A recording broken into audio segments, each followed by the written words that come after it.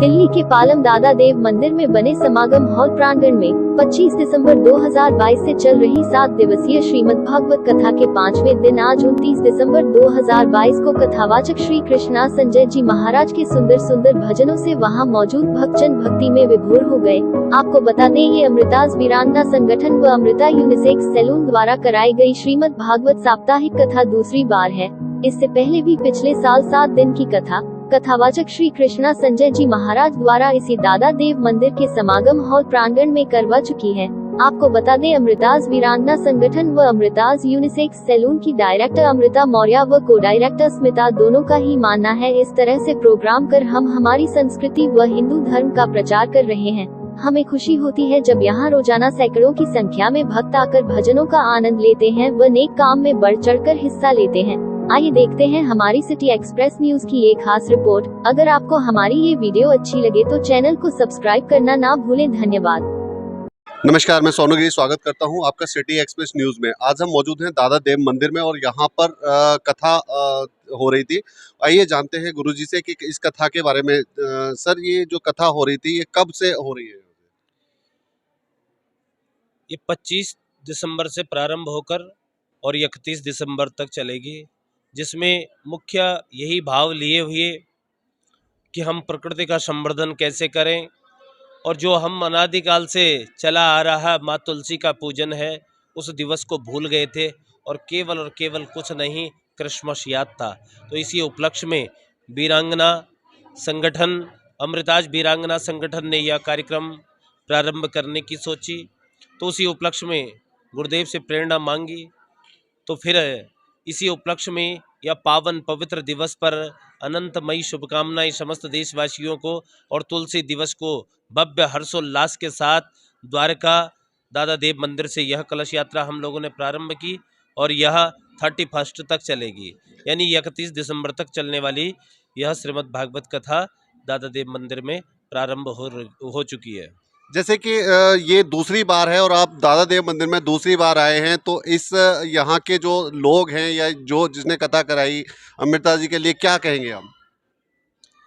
अमृता जी के लिए क्या कहें, भागवत अमृत है, ये स्वयं अमृत है। पहले तो सबसे बड़ी बात यह है। और भाग्योदयेन बहुजन्म समर्जितेन शतसंगमम च लभते पुरुषो यदावे। एक जन्म के नहीं, अनंत जन्मों के जब भाग्य उदय होते हैं तब भागवत जी का भाव समझ में आता है। और इन्हें अगर इतनी जल्दी भागवत जी का भाव समझ में आ गया तो मैं चाहूँगा कि इन्होंने अपना जीवन धीरे धीरे सुधार की ओर ले लिया है। और अनंतमयी शुभकामनाएं। बाकी यहाँ की जनता जनार्दन मुझे बहुत प्यार मिलता है और वो कहते हैं, कल मुझे मिले भी थे, कहा महाराज यहाँ जो दोबारा आया वो फिर नहीं आया, लेकिन आप पहले भी आए, दोबारा भी आए और तिबारा भी आओगे। और इस शीतकालीन सत्र में जो कथा हो रही है, इतना आनंद बरस रहा है कि वो जनता से ही पता चल रहा है। कोई उठने को तैयार नहीं, कोई घर जाने को तैयार नहीं है, सब बावरे हो रहे हैं ठाकुर जी के पीछे। बोलो वृंदावन बिहारी लाल की। एक चीज और कहूँगा, जैसे कि लोगों के मन से जो भक्ति भाव है वो कहीं ना कहीं छूटता जा रहा है और कहीं ना कहीं कुछ लोग ऐसे हैं जो भक्ति भाव को दोबारा वापस लाने की कोशिश कर रहे हैं।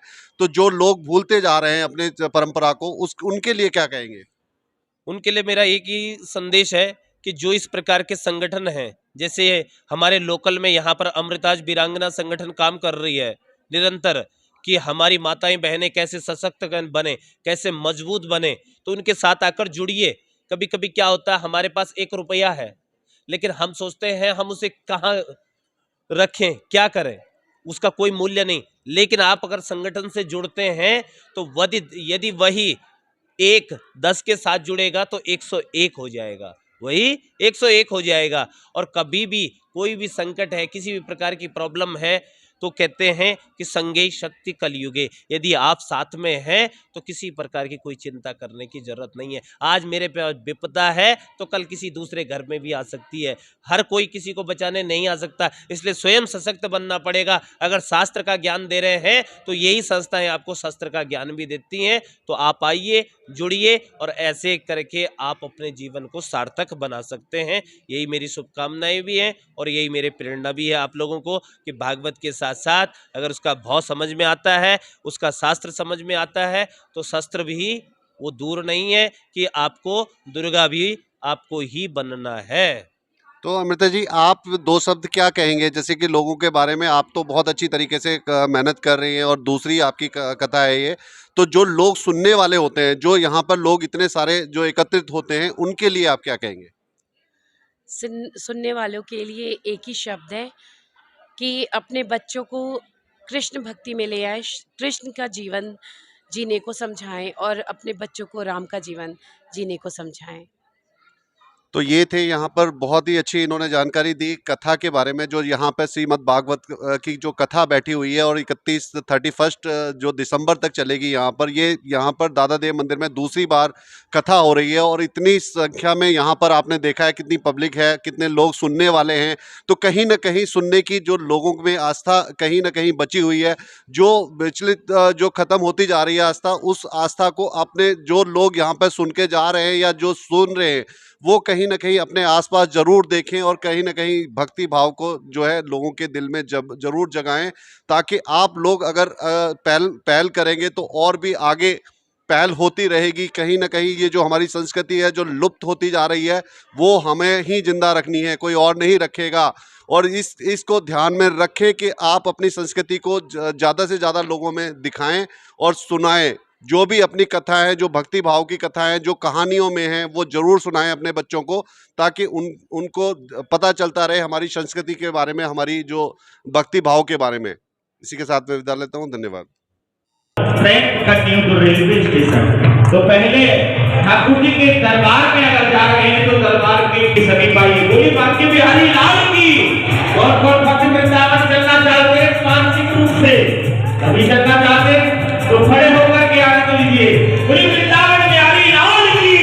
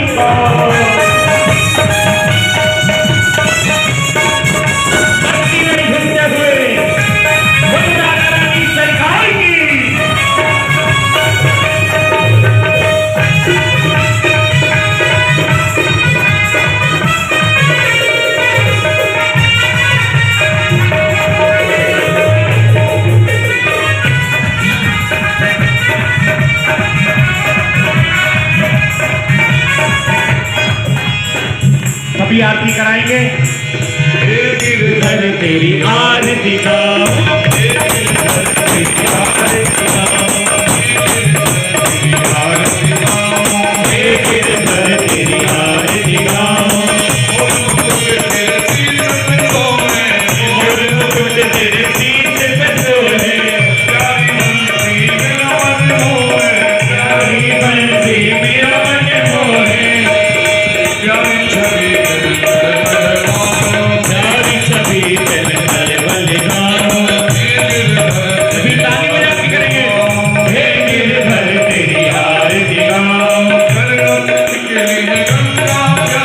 चरणों से निकली है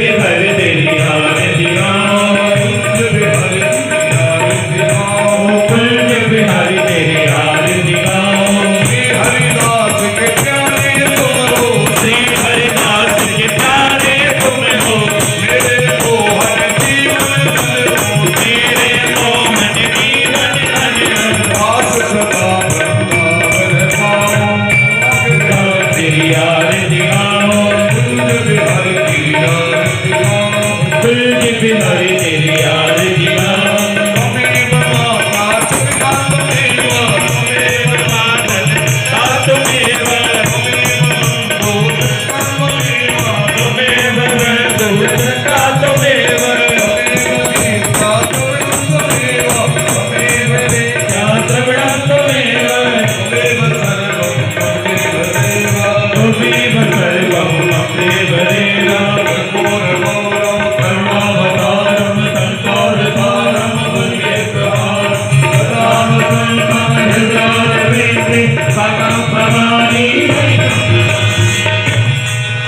नाना सुगंध पुष्पाणि यथा कालोद्भवानि च पुष्पांजलि मया दत्ता ग्रहाणां परमेश्वर मंत्र पुष्प श्री राधे बोली श्रीमद् भागवत मां के बिहारी लाल की गोवर्धन धारी भगवान की राधा रानी सरकार की स्थान देवता की पूज्य व्यास जी महाराज की। आप सभी भक्तगण आराम आराम से प्रसाद लेकर ही अपने घर के लिए प्रस्थान करेंगे, हड़बड़ी नहीं मचाएंगे। धीरे धीरे आप सभी प्रसाद लेते हुए अपने घर के लिए प्रस्थान करेंगे।